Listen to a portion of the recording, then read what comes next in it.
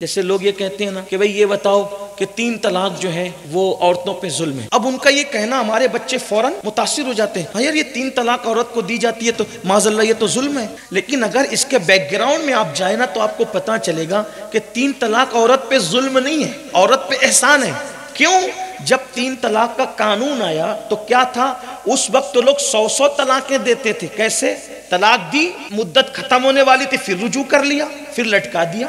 एक आदमी 100 बार तलाक दे देकर लटकाता था, ना वो बीवी बन के रह सकती थी, ना मुकम्मल तलाक देते थे कि और जगह कहीं पर इद्दत गुजारने के बाद शादी कर ले। इस्लाम आया, इस्लाम ने कहा ऐसे नहीं चलेगा, अत-तलाक़ मर्रतान, 2 बार रुजू करने की मुद्दत है, 2 बार रुजू किया, तीसरी बार रुजू करने की मुद्दत खत्म हो गई, उसके बाद तुझे रुजू करने की कोई मुद्दत नहीं मिलेगी। याद रख, अगर 2 बार रुजू कर चुका, तीसरी बार तलाक देगा तो रुजू करने का मामला ही खत्म हो जाएगा। बोलो औरत।